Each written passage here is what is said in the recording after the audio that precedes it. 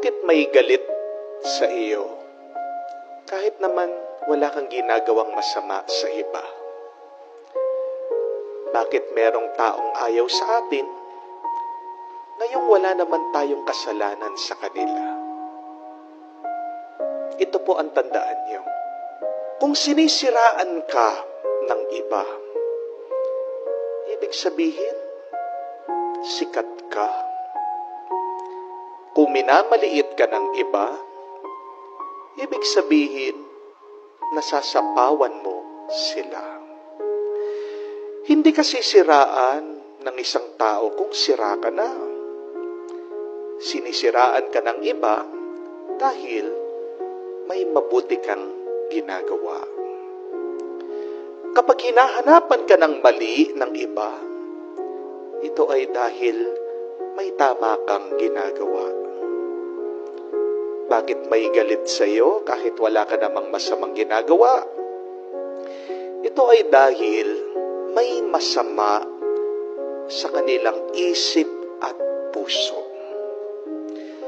Kasi kung mabuti ang nasa isip at puso ng iba, ang makikita nila sa kanilang kapaligiran, sa lahat ng kanilang nakakasalamuha, ay mabuti. Kung mabuti lang ang laman ng ating mga isip at puso, makikita din natin ang grasya, ang milagro ng Diyos na nangyayari araw-araw sa ating buhay. Remember that, my dear friends.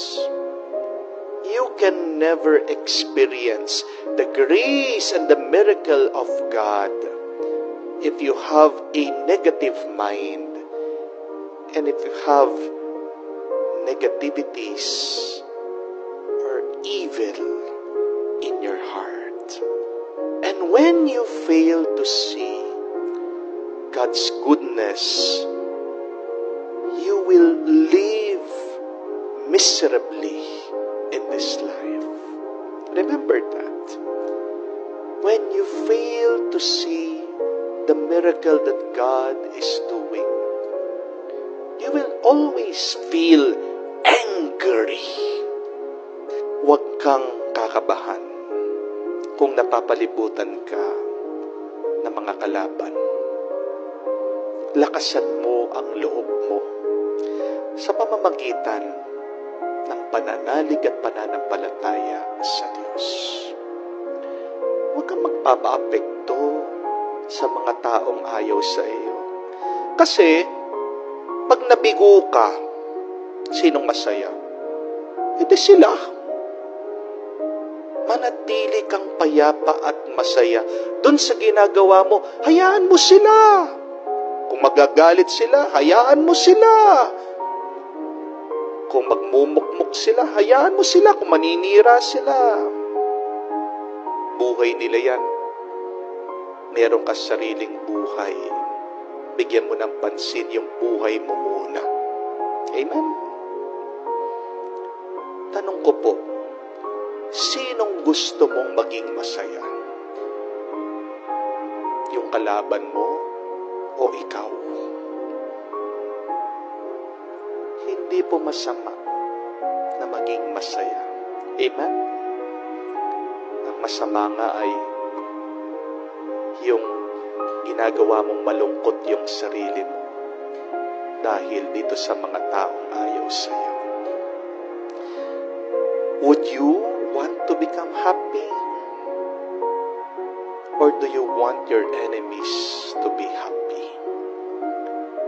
If you fail, you are just proving those people who do not like you that they are right. Amen? Tandaan niyo po, kayang-kaya ng Diyos ang mga kalaban mo kung papanig ka sa Kanya. You can also create miracles in your life if you are aware that God is with you. But if you always listen to the negativities of people around you, what will happen to you? You will dry up and you will become fruitless. Matutuyo ka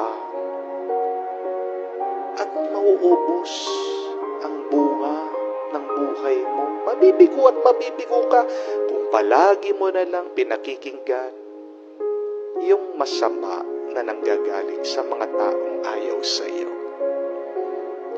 Ano pong magandang dasal kapag nasa piling ka na mga taong ayaw sa iyo? Sabihin mo, Panginoon, ipakita mo ang lakas mo at ang iyong himala sa harap ng mga taong ito, sa mga kaaway ko, sa mga taong ayaw sa akin. Lord, show your power, your miracle in front of these negative people, my enemies, these people who do not like me. Kung nagawa ni Jesus na magmilagro sa harapan ng mga taong ayaw sa Kanya, magagawa at magagawa din niya yan sa iyo.